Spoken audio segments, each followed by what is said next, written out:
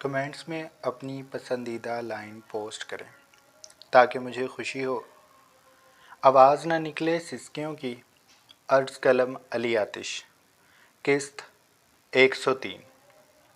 نیلے آسمان پہ سورج کے آثار بہت کم تھے، بادلوں سے پورا افق چھپا ہوا تھا اور ہوا میں کھنکی تھی۔ سمندر کی نمسی مہک اس ہوا میں محسوس ہوتی تھی۔ اس کی آنکھ ابھی کچھ دیر پہلے کھلی تھی۔ وہ بالکنی میں کھڑی تھی۔ جسم پہ راغب کی آفس شرٹ اور ٹراؤزر تھا۔ بال کمر پر بکھرے تھے۔ آنکھوں سے نیند کا خمار جا چکا تھا۔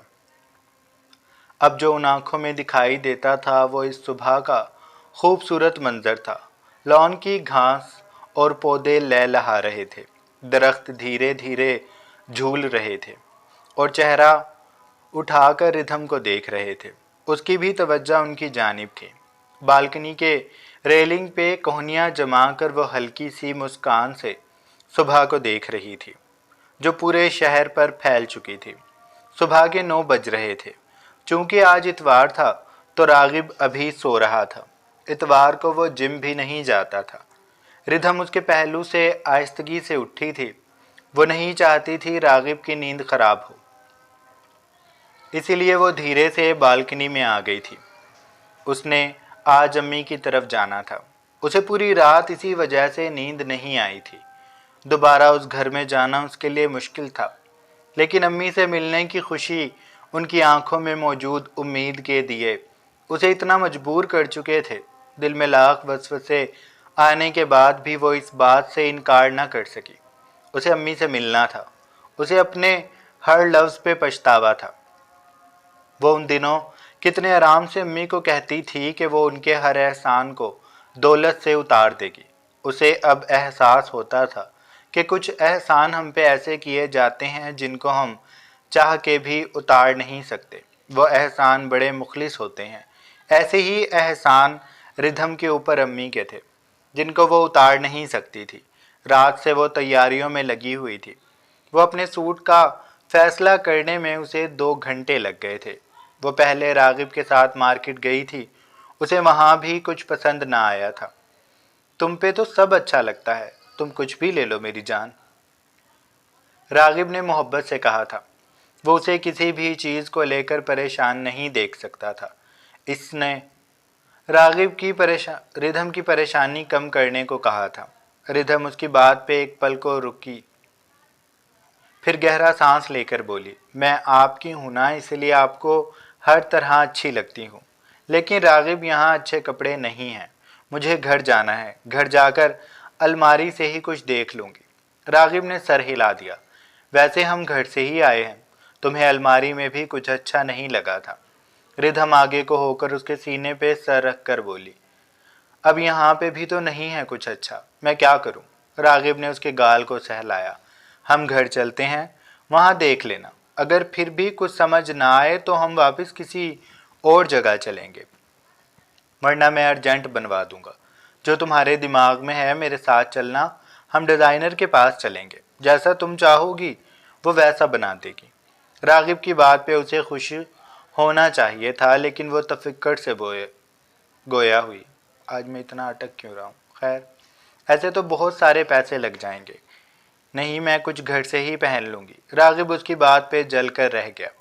میں تمہیں لاکھ بار کہہ چکا ہوں، پیسوں کی بات نہ کیا کرو، وہ غرایا تھا۔ ردھم نے اپنی زبان دانتوں میں دبائی۔ میں وہ نہیں کہہ رہی تھی جو آپ سمجھے ہیں، راغب کے برہم چہرے کو دیکھ کر وہ بے چارگی سے بولی تھی۔ راغب نے سر کو جھٹک دیا تھا۔ اچھا، اب اس بات میں غصہ ہونے والی کون سی بات ہے؟ ویسے ہی کہہ دیا تھا۔ اس نے راغب کو دوسری جانب دیکھتے پایا تو اس کے دونوں گالوں پر ہاتھ رکھ کر اس کا رخ زبردستی اپنی جانب کیا۔ مجھے دیکھیں، ردھم نے آنکھیں دکھائی تھی۔ راغب نے اس کے پہلوؤں پہ ہاتھ رکھا۔ ایسی باتیں نہ کیا کرو، مجھے غصہ آتا ہے۔ ردھم نے فوراً سر ہلایا۔ جو حکم آپ کا سرکار، میں حاضر۔ اس نے تابع داری سے سر کو خم دیا تو وہ ہنس دیا۔ ڈرامے باز۔ اس نے ردھم کو اپنے سینے میں بھر لیا تھا۔ وہ ردھم کو گھر لے آیا تھا۔ کمرے میں آ کر وہ صوفے پہ بیٹھ گیا اور ردھم सर खुजा खुजा कर अलमारी में मौजूद कपड़ों को देख रही थी। कुछ भी उसकी मंशा के मुताबिक नहीं था। उसकी परेशानी को बढ़ते देखा तो रागिब उठकर उसके पास आया। हम डिज़ाइनर के पास चलते हैं, टेंशन ना लो, रिधम ने हारे हुए लहजे से कहा। मेरे दिमाग में भी कुछ नहीं आ रहा, मैं उसे जाकर क्या बताऊंगी। रागिब को ये बात काबिले फ़िक्र लगी। वो कुछ देर खड़ा सोचता रहा, फिर उसने नरमी से कहा, मैं पसंद कर दूं? रिधम ने अपने सर पे हाथ मारा। ये बात पहले मेरे दिमाग में क्यों नहीं आई? रागिब ने पहले तो उसे सर पीटने पे टोका। मेरी अम्मी कहती थी सर नहीं पीटते, अच्छा नहीं होता। मैं देखता हूँ तुम्हारे कपड़ों वाला मसला। वो आगे बढ़ गया था। रिधम रुक सी गई थी। वो आज शायद पहली बार उसके मुंह से अपनी अम्मी के कहे गए अल्फाज सुन रही थी। उनके जिक्र पे शायद रागिब ने कुछ महसूस ना किया हो, लेकिन रिधम ने दिल में कसक महसूस की थी। वो उनको देखना चाहती थी। रागिब के एतवार ऐसे कमाल के थे कि वो उस मर्द की परवरिश करने वाली औरत को देखना चाहती थी। रागिब न जाने किस पे गया होगा। माँ बाप दोनों ही खूबसूरत होंगे, तभी रागिब इतना कमाल था। उसका लहजा गंभीर था, लेकिन वो ठहर ठहर कर बोलता था। पहले दूसरे की बात मुकम्मल तवज्जो से सुनने वाला, फिर अपनी कहने वाला, और गैर मुत्तफिक होकर भी वो बहुत नरमी से समझाने वाले अंदाज में कहता था। रिधम उसको बहुत तवज्जो से सुनती थी। उसके चेहरे के हर तासुर को वो जैसे अजबर करना चाहती थी। वो रागिब को बहुत फुर्सत से देखा करती थी। अब भी वो रागिब को फुर्सत से देखने लगी थी। वो हैंग किए एक एक कपड़े को बहुत सलीके से परे करता, निकालता, उन्हें तवज्जो से देख रहा था। उसने रिधम को करीब आने का इशारा किया तो वो जैसे होश में आई थी। वो रागिब के पास चली गई थी। रागिब ने एक एक हैंगर निकाल कर उसे रिधम के सामने किया। फिर उसने एक ब्लैक फ्रॉक निकाला जिसके गले पे सिल्वर लेस से काम हो रहा था। चमकते हीरे जैसे नग जो गले और पीठ सितारों की तरह पूरे दामन पर बिखरे थे। उनकी चौड़ी फॉल फ्रॉक के किनारों और बाजुओं की आस्तीनों पे भी थी। रिधम ने उस फराक को देखा तो वो ठहर गई। उसकी तवज्जो इस तरफ क्यों नहीं गई? वो मध्यम सा मुस्कुराकर उसके मुकाबिल आ गई। रागिब ने उसके शाने से लगाकर उस फराक को देखा। मुझे ये अच्छा लग रहा है, वो फराक की तरफ देखकर बोल रहा था जब रिधम बोली, और मुझे ये। रागिब ने चेहरा ऊपर किया। कौन सा? रिधम ने निगाहें उस पर जमा ली। ये वाला, मेरी रूह का सुकून। उसका इशारा जब रागिब ने समझा तो बेइख्तियार हंस दिया। झूठ बोल रही हो ना? रिधम ने उसके हाथ से फ्राक लिया और उसे बेड पे रख दिया। अपने हाथ को रागिब के शानों पर रखकर वो उसका मुख देखते गोया हुई। आंखों में मोहब्बत की चमक थी। काश मैं ऐसा कर पाती। मैं आपके मामले में बहुत बेइख्तियार हूँ रागिब। मैंने आपसे मोहब्बत सोच कर नहीं की, और ना ही मैं आपको कभी देखने से पहले सोचती हूँ। ये सब फितरी सा है, यूँ जैसे मेरा मामूल बन गया है। कुछ चीज़ें इंसान की ज़िंदगी में ऐसी होती हैं जिनका करना उस पे लाजिम सा हो जाता है। आपकी मोहब्बत भी मुझ पे लाजिम हो गई है। आपको देख लेना कैसा जज्बा है मैं बता नहीं सकती, या शायद मैं बता सकती हूँ। हो सकता है समझना मुश्किल हो, लेकिन मैं बताती हूँ। वो रुकी। उसने लम्हे का तौक़ुफ़ लिया, फिर कहने लगी। एक शख्स सदियों से सहरा में भटक रहा था। उसे दूर दूर तक बस रेत के टीले दिखाई दे रहे थे। तेज़ हवा के दोष पे उड़ते उसकी आंखों में पड़ते उन्हें तकलीफ़ दे रहे थे। सहरा की तपती धूप पे वो नंगे पैर था। उसकी ज़ुबान प्यास की शिद्दत से सूख गई थी। आंखों में मौत की तारीकी भरने लगी थी। सहरा के तपते दिन गुजरते, सर्द रातें सहते उसका वजूद मुज़हमल हो गया था। उसकी तवानाई जाती रही। एक दिन उसने ज़िंदगी में उम्मीद छोड़ दी। उसने सोच लिया कि अब बस उसकी मौत उसके बिल्कुल उकब में खड़ी है। किसी भी पल वो उस पे हमला कर देगी। वो रोने लगा, डर गया। उसका रोम रोम कांपने लगा। वो निढाल होता, घुटनों पे हाथ जमा कर रखता, चेहरा झुकाकर रोने लगा। उसे अभी मरना नहीं था, लेकिन अब आगे कुछ नहीं था और पीछे मौत थी, दर्दनाक मौत। वो अपना अंजाम ऐसा नहीं चाहता था। उसकी कहानी की शुरुआत अच्छी नहीं थी, लेकिन वो इस कहानी का इख्तिताम अच्छा करना चाहता था। और फिर रागिब मौजज़ा होता है। तपते दिन में सर्द झोंका, घास की खुशबू, पेड़ों के पत्तों की सरसराहट, और एकदम से वो चेहरा ऊपर करता है और फिर ठहर जाता है। उसके सामने बिल्कुल एक जजीरा था, दरख्तों से लहलहाता, परिंदों की आवाज़ से जिंदा, फलों से भरा, खुशबुओं में डूबा। मीठे पानी के चश्मे वहाँ बह रहे थे। उसने गर्दन मोड़कर पीछे देखा तो वो मज़ीद हैरान हुआ। मौत जा चुकी थी, उसकी ज़िंदगी अभी बाकी थी। रागिब, वो अपनी टांगों की जान खो चुका था, लेकिन ज़िंदगी पाने की ख्वाहिश ने उसे मजबूर किया कि वो भागे।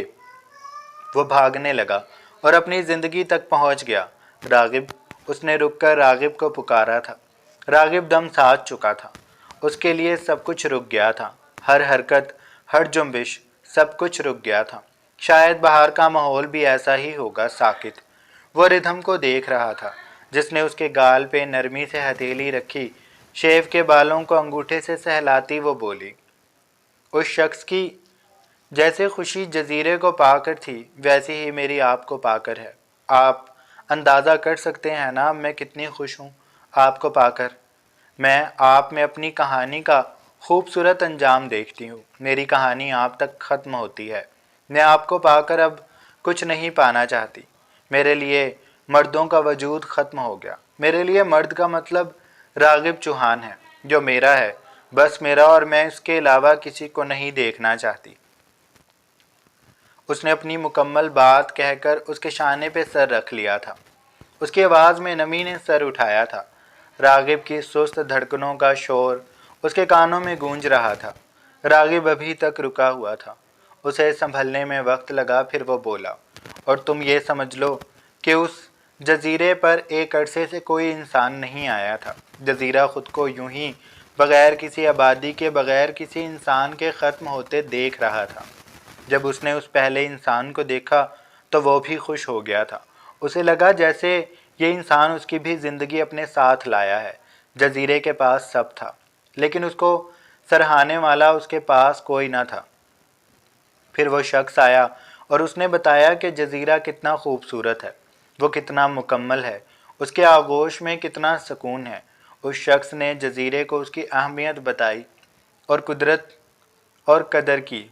जजीरा भी अपनी कहानी को मुकम्मल होते उसी शख्स में देख रहा था। उसने रिधम को अपने सीने में भींच लिया था। अभी बादलों से छुपी सुबह को वो देखती रात को उस अनोखे किए गए मोहब्बत के इजहार पर मुस्कुरा रही थी। तभी उसे बोझल मखमूर लहजा अपने उकब में सुनाई दिया। वो गर्म आगोश में उसे भर चुका था। उसका सीना रिधम की पुश्त से टकरा रहा था। वो शायद रिधम के हल्के से सर्द पड़ते जिस्म को गरमाइश दे रहा था, किसी बड़े की तरह जो उसे ऐसे अपने आगोश में ले चुका था, जैसे उसे मौसमों की तब्दीलियों से बचा लेगा। वो उसके शानों को हथेलियों से सहला रहा था। उसका नाक रिधम की गर्दन पर हरकत कर रहा था। उसकी हिद्दत में डूबी सांसें रिधम के वजूद पे ओस की मानिंद बरस रही थी। रिधम ने गहरा सांस भरकर रागिब के बाजुओं को थाम लिया था। बहुत खुश है आज मेरी जानम, वो उसकी खुशी देखकर बोला था। रिधम ने हौले से सर को हिलाया। बहुत ज़्यादा खुश हूँ। रागिब ने उसके अल्फाज सुनकर उसका रुख अपनी जानिब किया और ट्राउज़र की जेब में हाथ डाला। रिधम की पुश्त रेलिंग से लगी थी। वो चेहरा उठाकर रागिब की कुशादा जबीं को देख रही थी, जिस पे बाल बिखरे थे। रागिब ने जेब से चंद नोट निकाल कर उसके सर पर वारे। खुदा तुम्हारी खुशियाँ दायमी रखे। उसने वो जेब में वापस रख लिए थे। उसे रिधम का सदका उतारने की ज़रूरत महसूस हुई थी। बहुत अरसे बाद उसने रिधम को ऐसे खुश देखा था। उसका दिल भी घबरा रहा था जब वो रिधम को ऐसे खुश देखा करता था। मोहब्बत न जाने क्यों इंसान को इतना वहमी कर देती है, जबकि वो पहले ऐसा नहीं था। पहले मुझे मोहब्बत भी तो नहीं थी, वो दिल में सोच कर मुस्काया था। फिर उसने रिधम को कहा, तैयार हो जाओ, फिर नाश्ता करके تمہیں پہلے تمہاری امی کے گھر چھوڑ دوں گا، میں شام میں آؤں گا۔ ردھم نے سر نامے ہلایا۔ ہم ساتھ چلیں گے۔ راغب نے اسے تعجب سے دیکھا۔ میں اتنا پہلے جا کر کیا کروں گا؟ مجھے ایک دو کام ہیں، پھر میں آ جاؤں گا، تم اتنے اپنی امی سے باتیں کر لینا اور موبائل اپنے پاس ہی رکھنا۔ ردھم جانتی تھی وہ ایسا کیوں کہہ رہا ہے۔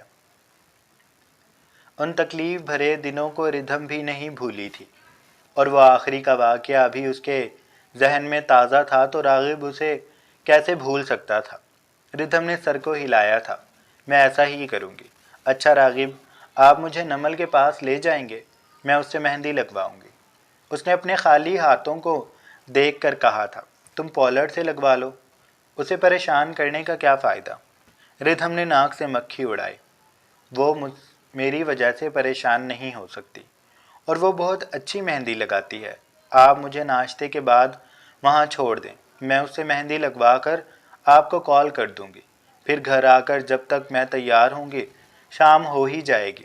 آپ آرام سے کام کر لیں، میں آپ کے ساتھ ہی وہاں جاؤں گی۔ وہ اکیلے وہاں نہیں جانا چاہتی تھی۔ راغب مسکا دیا۔ ٹھیک ہے، میں تمہارے ساتھ ہی چلوں گا۔ اس نے ردھم کے بالوں کو اس کے کان کے پیچھے کیا۔ صبح کی پھیلتی شام جیسی چمک ان دونوں کو دیکھ رہی تھی۔ ہوا کے دوش پہ ابھی تک درخت لہلہا رہے تھے۔ پھولوں سے بوجھل پودے انہیں چہرہ اٹھا کر دیکھنے کی سعی کر رہے تھے۔ نمل نے رات ہی شایان سے کل کی چھٹی کی بات کر لی تھی۔ شایان نے اس سے وجہ پوچھی تھی۔ مجھے خود کو ریلیکس کرنا ہے۔ وہ اب اپنی ذاتی زندگی تو اسے بتانے سے رہی، اسے شایان کو کچھ بھی نہیں بتانا، اس لیے اس نے اتنا کہا تھا۔ شایان چپ ہو گیا تھا، پھر اس نے سر کو خم دیا۔ ٹھیک ہے، ویسے بھی آپ نے کافی عرصے سے چھٹی نہیں کی، آپ کل اور پرسوں کی چھٹی کر لیجئے گا۔ وہ ایسے برسے گار نمل نہیں جانتی تھی۔ اس کا حیرانی سے منہ کھل گیا۔ آپ کی طبیعت تو ٹھیک ہے نا؟ اس نے بے اختیاری میں پوچھ لیا۔ شایان نے اسے تعجب سے دیکھا۔ کیا مطلب؟ اس نے پوچھا تو نمل نے لبوں کو بھینچا، ایسے جیسے اسے شایان کی بات پسند آئی ہو۔ آپ مجھے 2 چھٹیاں دے رہے ہیں، اس نے شایان کو یاد دلایا تھا۔ شایان بے اختیار مسکایا تو نمل کو ایک اور جھٹکا لگا تھا۔ یہ ایسا مسکراتا ہوا کتنا خوبصورت لگتا ہے، اس نے دل میں سوچا۔ اس کے گال پہ گڑھا پڑتا تھا۔ نمل نے اسے پہلے کبھی اتنی توجہ سے نہیں دیکھا تھا۔ جی میں جانتا ہوں آپ کو بھی آرام کی ضرورت ہے۔ اس نے خود بھی ماں کی وجہ سے چھٹی کر لی تھی، اور اب اسے لگنے لگا تھا نمل کو بھی آرام کرنا چاہیے۔ وہ اس کے چہرے پر اب کام کے دوران پھیلتی بیزاری کو دیکھ سکتا تھا، اسی لیے اس نے نمل کو 2 چھٹیاں دے دی تھی۔ کچھ وہ یہ بھی چاہتا تھا کہ نمل سرمد والے ٹراما سے باہر آئے۔ نمل کے لیے یہ بات یقین کے قابل نہیں تھی، لیکن اس نے اللہ کا شکر ادا کیا۔ پھر شایان کا شکریہ کہنے کے بعد آج وہ اپنے سارے کام نمٹانے کے موڈ میں تھی۔ 10 بجے سو کر اٹھی اور ابھی وہ ناشتہ بنانے کا سوچ ہی رہی تھی جب اس کا موبائل بجا۔ بہن انڈا پراٹھا بنا لینا، میں بھی آ رہی ہوں۔ ردھم نے چھوٹتے ہی کہا تو وہ بے یقینی سے بولی۔ جھوٹ۔ ردھم اس کی بات پر ہنس دی۔ قسم سے سچ کہہ رہی ہوں، تھوڑی دیر میں بس پہنچنے والی ہوں۔ راغب ناشتے کا کہہ رہے تھے، میں نے منع کر دیا۔ آج میں تمہارے ساتھ ناشتہ کروں گی۔ نمل بے اختیار بہت زیادہ خوش ہو گئی۔ میں تمہارا انتظار کر رہی ہوں ردھم۔ وہ فون رکھ کر کام میں لگ گئی۔ کمرے کی جلدی جلدی صفائی کی، پھر انڈے دیکھے تو 2 ہی تھے۔ وہ چادر اوڑھ کر قریبی دکان سے انڈے جا کر لائی اور ساتھ کافی کے ساشے بھی۔ کمرے میں واپس آ کر اس نے فاخر کو کال کر دی تھی کہ وہ لیزا کو بتا دے کہ نمل آج اسے گھمانے لے کر جائے گی۔ احمد کے شوٹ سے فارغ ہو کر وہ لیزا کے پاس جائے گی۔ اس نے سارے حساب لگا لیے تھے۔ کچھ دیر بعد اس کے کمرے کے دروازے کے باہر بس ہلچل ہی ہوئی تھی۔ اس نے بے تابی سے دروازہ کھولا، سامنے ردھم کھڑی تھی۔ ہائے میں صدقے، وہ اس سے لپٹ گئی تھی۔ ردھم کے بھی انداز میں ویسا ہی جوش تھا۔ نمل اسے اپنے ساتھ اندر لے آئی تھی۔ بھائی کہاں ہیں؟ اس نے اندر آ کر پوچھا۔ बाहर से ही चले गए, फिर तुम्हारी मालकिन नाचती हुई आ जाती कि ये लड़कियों का हॉस्टल है, यहाँ ये क्या कर रहा है। रिधम ने नागवारी से कहा तो नमल ने सर झटका। उसका भी दिमाग हिला हुआ है, वहाँ नज़र नहीं रखती जहाँ रखनी चाहिए। वो दरवाज़ा बंद कर चुकी थी। रिधम ने दुपट्टे को उतार कर बेड पर रखा और ख़ुद भी वहीं बैठ गई। वो नमल को देख रही थी। क्या मतलब? नमल ने सवाल पे गहरा सांस भरा। बताती हूँ। वो उसके पहलू में बैठ गई। फिर वो रिधम को सारी बात बताने लगी, उस आदमी के बारे जिसे उसने चंद दिन पहले देखा था। तुम इस मामले से दूर रहना, रिधम ने पूरी बात सुनकर कहा था। नमल ने भी सर हिलाया। हाँ, मैं भी यही सोच रही हूँ। मेरी बला से भाड़ में जाए, मुझे क्या ज़रूरत है किसी के मसले में पड़ने की। रिधम ने उसकी पीठ सहलाई, फिर बोली, तुम्हें एक बात बताऊं? नमल ने सर हिलाया। रिधम की आंखों में चमक थी। मैं आज अम्मी के घर जा रही हूँ, उन्होंने मेरी दावत की है। वो रिधम उसे सारी बात बता दी थी। तो नमल का हैरानी से मुंह खुल गया। अमन ऐसा चाहता है? उसे झटका लगा था। रिधम ने सर हिलाया था। वो कुछ देर चुप हो गई। तुम्हें इस पे यकीन है? नमल ने पूछा तो रिधम ने ना में सर हिला दिया। थोड़ा सा भी नहीं। मुझे वो सब लोग जहर लगते हैं। मैं बस वहाँ अम्मी के लिए जा रही हूँ। नमल ने मोहब्बत से उसे देखा। अपना ख्याल रखना। फिर भी वहाँ जाकर। रिधम ने उसके हाथ को थामा। रागिब साथ जाएंगे। नमल को तसल्ली हो गई। चलो ये तो अच्छी बात है। वो नाश्ता बनाने उठ गई थी। हाँ, जल्दी से फारिग हो जाओ। फिर तुमने मेरे मेहंदी भी लगानी है। तुम्हारे पास मेहंदी तो है ना? नमल ने रुककर उसे देखा। मेरे पास नहीं है। रिधम ने दिल पर हाथ रख लिया। कह दो ये झूठ है।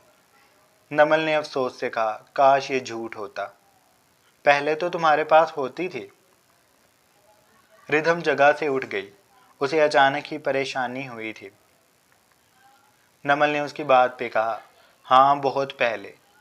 बहुत को खींचा गया और रिधम ने ढाल सी होकर बैठ गई।